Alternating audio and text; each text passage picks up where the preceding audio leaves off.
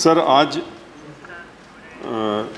सभी लोगों ने अपनी अपनी बात रखी है पूरी विदेश नीति पे, विदेश पॉलिसी पे। भारत किस तरह से चल रहा है, कैसे चलना चाहिए, उस पे वो चीज़ें जो पहले से रख दी गई इनको ना दोहराते हुए मैं ये कहना चाहूँगा कि सबसे पहले जो अपना देश है, अगर अब हम लोग अपने पड़ोसियों के बीच में सुरक्षित नहीं रहेंगे या मजबूत नहीं रहेंगे तो हम दूसरे जो देश हैं, चाहे वो यूएसए हो, चाहे वो रशिया हो, तो हम लोगों को उनकी तरफ देखना पड़ता है और पावरफुल कंट्रीज़ की तरफ देखना पड़ता है उनकी मदद के लिए। आज चाइना जिस तरीके से भारत के साथ में कर रहा है वो किसी से छुपा नहीं है। जिस तरीके से सीमा में भारत के बीच में और चाइना के बीच में मतभेद लगातार बढ़ते और गहराते जा रहे हैं, वो सबके सामने है। और मैं धन्यवाद दूंगा माननीय विदेश मंत्री जी को कि उन्होंने सभी पार्टी के लोगों को, लीडर्स को बुला करके, सभी पार्टीज़ को बुला करके, और जो मतभेद इस समय चल रहा है और जिसकी वजह से गहमा गहमी चल रही थी, उसको विस्तार से एक बताने का काम किया। और जिस तरह से डोकलाम क्षेत्र में भारत, चीन व भूटान तिराहे पर जो एक गहमा गहमी बढ़ी है वो बहुत ही संवेदनशील है। और ख़ास तौर से ये देखते हुए कि तनातनी इतनी बढ़ गई कि आपस में हाथापाई भी हुई। जो सैनिक हैं, भारतीय सैनिक और उनके बीच में हाथापाई बढ़ने के बाद वाक युद्ध शुरू हो गया। आपस में इधर से और उधर से दोनों तरफ से इसमें वाक युद्ध शुरू हुआ, जिससे स्थिति और तनावपूर्ण होती गई। और आज भी वो तनाव बढ़ता चला जा रहा है और बढ़ा हुआ है, क्योंकि ये सभी जानते हैं कि वाक युद्ध से कोई फ़ायदा नहीं होने वाला और इससे कोई चीज़ सुलझ नहीं सकती। इसमें डिप्लोमेटिक चैनल्स जो आपने इस्तेमाल किए हैं, मैं फिर से कहूँगा कि विदेश मंत्री जी ने जो बयान दिया था कि सीमा मतभेद को हम सीमा विवाद में नहीं बदलने देंगे, वो एक बहुत ही सराहनीय उनका वक्तव्य था। लेकिन इस पे हम लोगों को अमल करने के लिए ये भी देखना है कि चाइना इस तरह किस तरीके से अपने हाथ पैर फैला रहा है और भारत को चारों तरफ से घेरने की कोशिश कर रहा है। आज वो नेपाल में भी घुस गया है, नेपाल की तरफ से भी वो हमको दबाव में ले रहा है, वो पाकिस्तान से दबाव में ले रहा है, वो श्रीलंका में भी पहुंच गया है, वो बांग्लादेश में भी पहुंच रहा है।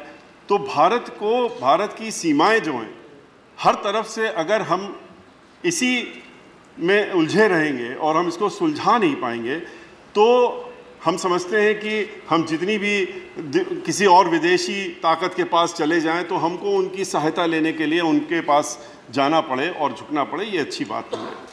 हमको अपनी क्षमता बढ़ानी चाहिए, हमको अपनी ताकत भी बढ़ानी चाहिए। जो आप डिप्लोमेटिक चैनल से बातचीत कर रहे हैं उसमें और चीज़ें भी लानी चाहिए। आज चाइना के साथ में इस कंट्री का छोटा मोटा बिजनेस नहीं चल रहा। गवर्नमेंट के कॉन्ट्रैक्ट जो हैं वो लाखों करोड़ के चाइना के पास है। जो अदर बिजनेस यहाँ से चाइना कर रहा है और एक्सपोर्ट कर रहा है और हमारे यहाँ इंपोर्ट हो रहा है, वो भी लाखों करोड़ का बिजनेस है। अगर फाइनेंशियली जब वो हमारे ऊपर इतना डिपेंडेंट, उसको मजबूरी है क्योंकि हमारे कॉन्ट्रैक्ट्स उनके साथ में हैं और उनको अपना सामान यहाँ बेचना है, तो हम इन चीज़ों को भी इस्तेमाल में लें और इसको इस्तेमाल में लेकर के उनके ऊपर दबाव, जहां आप डिप्लोमेटिक बातचीत जो कर रहे हैं उसमें बातचीत बढ़ाने के लिए और जरिया निकालने के लिए इस एस्पेक्ट को भी बहुत ही गहराई से और मजबूती से लेकर के सामने रखना चाहिए कि अगर ऐसा आगे बढ़ता है मामला तो हमारे पास ऑप्शंस नहीं रहेंगे और हम लोगों को इस पर भी रोक लगानी पड़ेगी। और जब फाइनेंसेस पे बात आएगी तो चाइना को भी आपकी बात कुछ ना कुछ सुननी पड़ेगी। आज हम अपने सेनाओं को मजबूत नहीं कर पा रहे हैं। हम पिछली बार यहाँ पर चर्चा हो रही थी और इतने दिन का एम्यूनेशन है, ये है, लेकिन डिफेंस मिनिस्टर साहब ने अच्छा किया कि उन्होंने खड़े होकर स्टेटमेंट दिया, कहा कि ऐसा नहीं है, हम कोई कमज़ोर नहीं है, हमारे पास पूरी क्षमता है, हम लड़ाई लड़ सकते हैं। अगर कोई हमको लड़ाई थोपेगा तो हम उससे डरेंगे नहीं, दबेंगे नहीं, हमारे पास इतनी क्षमता। लेकिन हमको अपनी क्षमता बढ़ाने की ज़रूरत है और क्षमता बढ़ाने के लिए हमारे पास जो कमजोरी हैं हमारे पास फाइनेंसेस की बताते हैं कि आप फाइनेंसेस इतने नहीं हैं, तो ऐसा क्या बजट क्यों नहीं बढ़ा सकते हम बुलेट ट्रेन में 1 लाख करोड़ लगा सकते हैं। हम मुंबई से अहमदाबाद बुलेट ट्रेन ले जाने के लिए 1 लाख करोड़ लगा सकते हैं। हम बुलेट खरीदने के लिए पैसा क्यों नहीं दे सकते? हम उस बुलेट ट्रेन को छोड़ करके अगर 1 लाख करोड़ बुलेट लेने में और सेनाओं को मजबूत करने में लगाएं, तो हमारी क्षमता जब बढ़ेगी तो हमारे अड़ोसी पड़ोसी, और चाहे वो चाइना हो चाहे वो पाकिस्तान हो, जो कि एक आतंकवाद का अड्डा बन गया है, और जो अपने आतंकियों के माध्यम से आज हमारे यहाँ घुस रहा है, तो उसमें हम लोग उनको रोकने में उनको भी सोचना पड़ेगा कि हमारे पास भी इतनी अपनी खुद की क्षमता है। हम अपने सेना के जो हमारे लोग जवान हैं, हमारे जो जवान रोज वहाँ पर आज मर रहे हैं, आज वो शहीद हो रहे हैं, हम इसकी सिर्फ करें कि हम रोज़ ये बताएं कि हमारे इतने जवान शहीद हो गए। हम उनके लिए खड़े होकर के मौन करें 2 मिनट के लिए, उसके बाद उनको भूल जाएं। हम ये भी तो देखें कि उनको याद भी तो करें, उनके लिए क्या कर रहे हैं, उनको कौन सी फैसिलिटीज़ दे रहे हैं, उनको मजबूत करने के लिए क्या कर रहे हैं। बहुत ही अफसोस की बात है, बीच में जब ये आया अखबार में पढ़ने को मिला कि कई लोगों ने जो ट्रेंड ऑफिसर्स थे, उन्होंने पोस्टिंग लेने से मना कर दिया। उन्होंने कहा कि नहीं, हम क्षेत्रों में नहीं जाएंगे, हम पोस्टिंग लेने से मना कर रहे हैं। ये क्यों हो रहा है? आज उनको हम सामने भेजते हैं, लड़ाई के लिए भेज रहे हैं, हम अंदर भी जो इंसर्जेंसी है उसको भी उनके थ्रू डिफेंड करते हैं, लेकिन सिर्फ शहीद हो गए, शहीद के नाम से हमने 2 बातें कह दी और उसके बाद उनको भूल गए। ना उनको हम जवानों को खाना ठीक से खिला पाते हैं, उनकी जब शिकायत आती है तो उनके खिलाफ कार्रवाई हो जाती है। कार्रवाई उस व्यक्ति के खिलाफ होती है जो शिकायत करता है। शिकायत करता की अगर शिकायत सही है तो उसको दूर करने की कोशिश करनी चाहिए, उनको ताकत देने की कोशिश करनी चाहिए, उनको मजबूत करेंगे तो आप देश मजबूत होगा। हमारे जो सुरक्षा कर्मी हैं, अगर वो मजबूत नहीं होंगे तो हम देश को कैसे मजबूत करेंगे। आज जम्मू कश्मीर में हम देख रहे हैं कि किस तरीके से पाकिस्तान वहाँ से अपने पंख फैला रहा है, और आतंक उसके पास खुद कुछ भी नहीं है, खुद एक आतंकी देश बन गया है। आज उसके यहाँ रोज़ कोई ऐसा दिन नहीं होता जिसमें कि कोई धमाका ना होता हो देश के अंदर और मरते ना हो, लेकिन वो पड़ोस में यही काम करने की कोशिश करता रहता है और ख़ास तौर से डिस्टर्ब करता रहता है।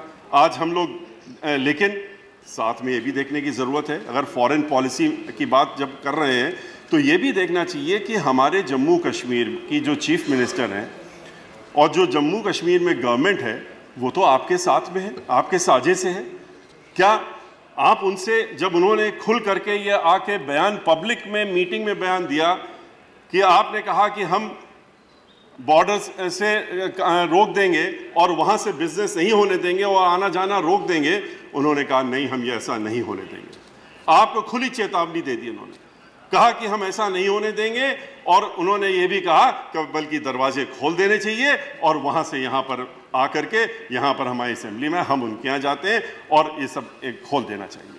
तो जब आप अपने यहाँ पर ही, जहाँ पर आप खुद सरकार में हैं, आप उस जिम्मेदारी से इसलिए नहीं हट सकते कि आप जम्मू कश्मीर के बारे में जब आपके मुख्यमंत्री इस तरह के बयान देती हैं कि आपने उसमें क्या एक्शन लिया। पूरा देश देख रहा था और उम्मीद कर रहा था कि कोई स्टेप लेंगे आप और इसका एक मैसेज जाएगा, लेकिन कोई स्टेप नहीं लिया। आपको सरकार वहाँ अपनी चलानी है, चूंकि सरकार बचानी है तो, लेकिन देश बचाना चाहिए पहले, देश सर्वोपरि होना चाहिए, देश हमारे लिए सबसे ऊपर होना चाहिए, ना कि हमारी कोई एक सरकार अगर चली जाएगी तो एक प्रदेश हमारा गिनती में कम हो जाएगा। इसको लेकर के नहीं चलना चाहिए और इसमें कोई भी स्टेप नहीं लिया गया।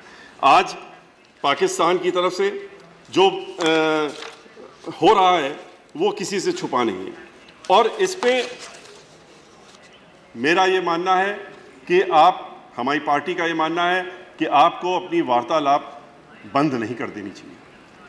या तो युद्ध में आप होंगे, जब युद्ध में नहीं है तो आपको वार्तालाप के दरवाजे भी चलाते रहने चाहिए, आपको उनको समझाने की कोशिश करनी चाहिए, आपको अपनी क्षमता के साथ साथ में उनको ये समझाने की भी कोशिश करनी चाहिए कि इससे उनका भी कोई फ़ायदा नहीं होने वाला है। लेकिन अगर हम बातचीत बंद करके, और हम, क्योंकि हमारी आपकी कूटनीति जो भी है उसका एक मकसद होना चाहिए, और सबसे बड़ा मकसद आपका यही होना चाहिए, और पहला मकसद भी होना चाहिए कि आपके नागरिक, इस देश के नागरिक, इस देश के सैनिक और सुरक्षा बलों के जवानों की सुरक्षा सुनिश्चित करने वाली होनी चाहिए। और इसी कूटनीति के तहत में हमको आगे बढ़ना चाहिए, ना कि शहीदों की संख्या बढ़ाने वाली कूटनीति होनी चाहिए। और इसके लिए हमको जो भी कुछ करना पड़े उसके लिए हमको आगे बढ़ना चाहिए। कूटनीति करने के मतलब ये नहीं है कि आप वोट बैंक की राजनीति करें। आज युद्ध में भी जब कोई अगर शहीद होता है और वहाँ पर जो इंसर्जेंसी होती है बॉर्डर में, उसमें भी कूटनीति की जगह आप वहाँ पर राजनीति शुरू कर देते हैं। और राजनीतिक ये देखते हैं कि अगर 4 जवान हमारे शहीद हो गए तो इसमें हम कैसे राजनीतिक लाभ पालें अपनी सरकार के लिए। ये सोच जो है ये अच्छी सोच नहीं है। इसमें आपको आपके साथ में जब पूरा देश खड़ा है इन चीज़ों के लिए, तो हम लोगों को इस तरह से नहीं करना चाहिए। और मैं यही कहना चाहूँगा अंत में, क्योंकि समय के अंदर ही मैं समाप्त करना चाहता था, 2 मिनट ज़्यादा हो गए, कि पाकिस्तान के अलावा किसी भी अन्य पड़ोसी 4 मिनट हो गए, 7 मिनट हो गया, 2 मिनट नहीं। I am sorry, I thought कि 7 मिनट मिले थे, 11 मिनट हो गए।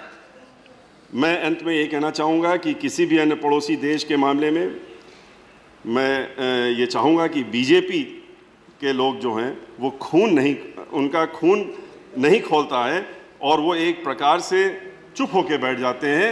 लेकिन जब कोई अगर ज़रा सा भी बीच में कहीं आतंकी लोग को हमारे जो जवान हैं वो मारते हैं तो उसके लिए राजनीति कर लेते हैं। अगर वो मर जाते हैं, अगर वो शहीद हो जाते हैं तो उसमें भी राजनीति करते हैं। इस तरह की आपको चीज़ें नहीं करनी चाहिए। इसी के साथ में अपनी बात समाप्त। धन्यवाद।